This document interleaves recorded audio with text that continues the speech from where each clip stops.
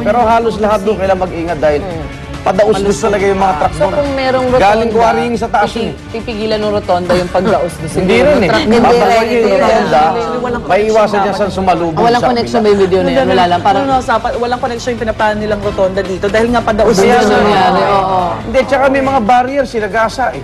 Gano'n ba kataas Talaga yung na- rotonda sa talagang barrier? aksidente. Paalos pareho. Talaga nawala siya ng preno. Wala ng preno. Pababa, ang problema mo dyan, talagang kailangan lagi mag-go na yung iba yung pag-iingat. Dahil yan eh, parang quarrying site yan eh. So hindi mo na basta-basta matatanggal. Hindi ko makalimutan talaga imahe doon yung motor eh. Tsaka yung batang tumatawid. Ayun, hindi ko gano'ng nakita eh.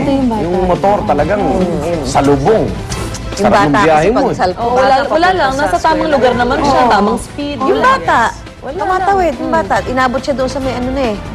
Sa may, Sa gilid na ng sa gilid na ng Oh, kalsada. tsaka yung lalaking tinulak yung misis niyang buntis, di ba? Para mailigtas. Ay, maligtas niya.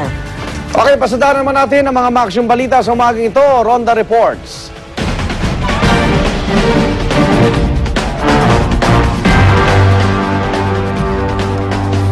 Mahigit naman po 20 sugatan sa nangyaring karambola. Ayan na naman. 4 na sasakyan po nagbanggaan sa EDSA tapat ng Camp Aguinaldo sa Quezon City kagabi.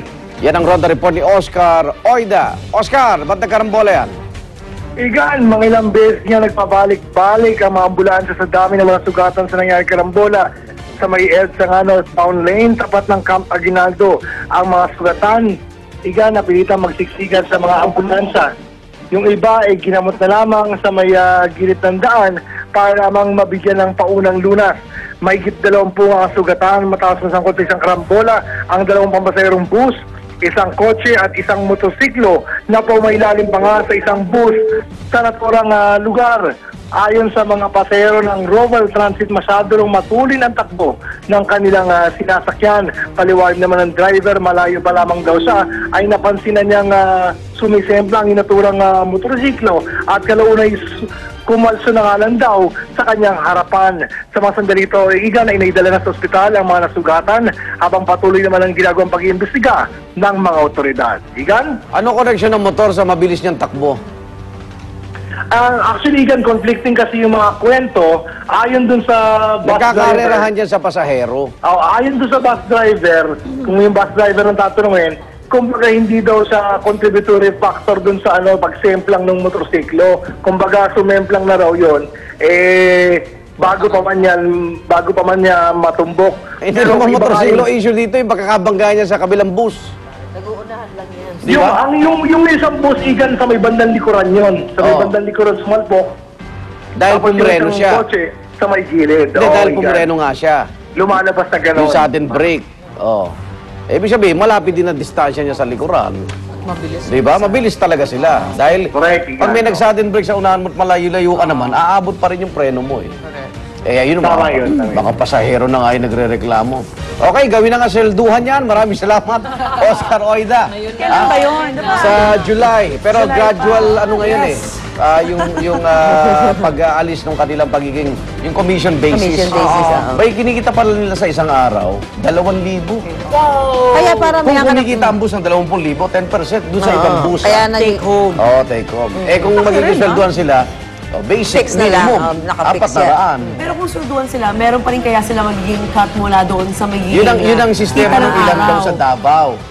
May minimum na sila, May pero cut may pa. cut pa sila sa komisyon. Eh, di wala din mangyayari. Ganun pa rin. Pero hindi, sila, bababa mo na yung bayad komisyon pa rin. nila. Pero mag-uunahan pa rin sila. Kasi kung commission basis pa Pero rin. at least meron na silang guaranteed, kumbaga. Pero yung guaranteed nila, ang liit pala kumpara sa kinikita nila.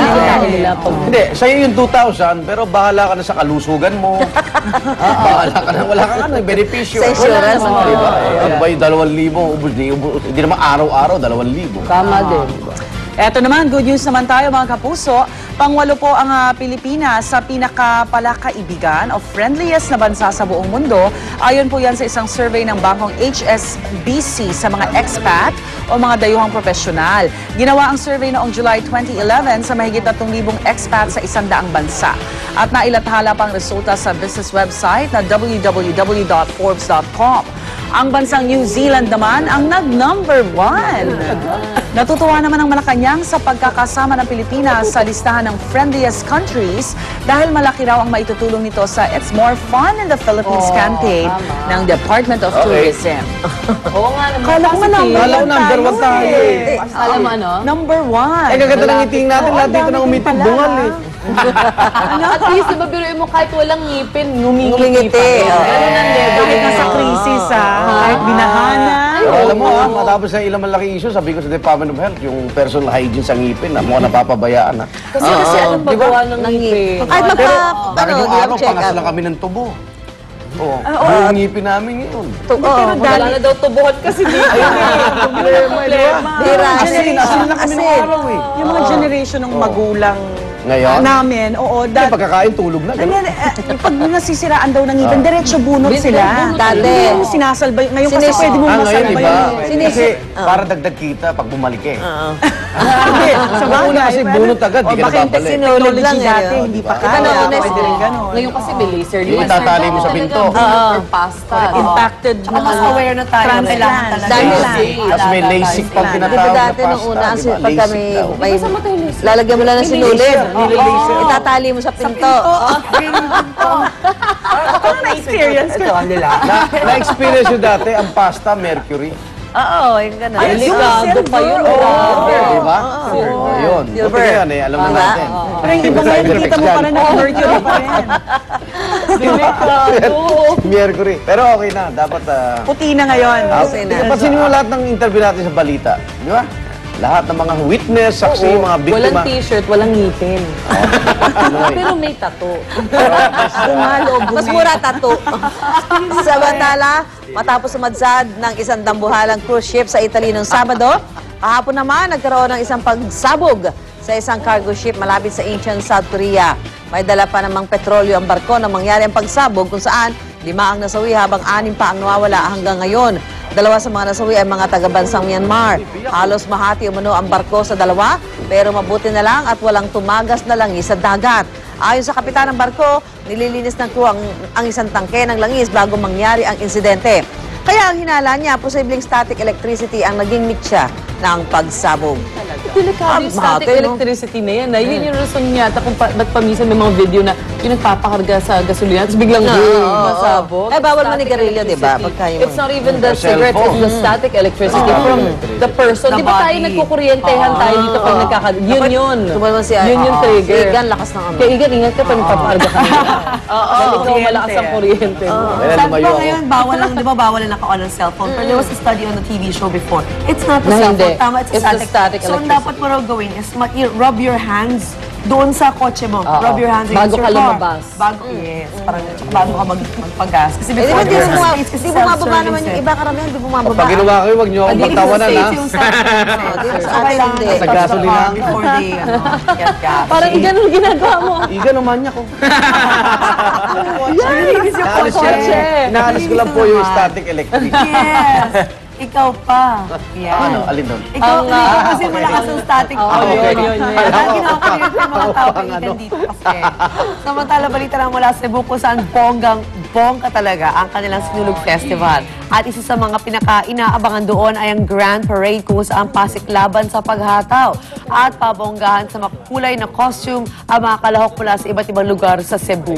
Kaya naman kanya-kanya sila sa gimmick at hirit. May temang Espanyol, Under the Sea, historical na inspired ng GMA Epic Serie Amaya ang costume. Ayan, hindi. Kailangan. At meron ding mga tila nagpapasalamat ng ani. Bukod sa mga turista, present din sa okasyon ng ilang opisyal tulad nila Vice President Jojo Marbinay, Senator Bong Revilla at Senator Jingoy Estrada ay kanina. Ayan. At pagkamati sa Sang Street Dance Competition, hindi naman daw nila nakakalimutan ang tuloy na diwa ng sinulog ang pagbibigay pugay sa Senyor Santo Niño. Grabe ang Pit costume. Senyor. Ayan. Pit Senyor. Di ba? Pizza niya. Diba sa Cebu? Hindi lang sa Cebu pinagdiwang ang yes. Sinulog Festival. Pati Ay. maging sa Wellington, New Zealand. Friendliest Friendliest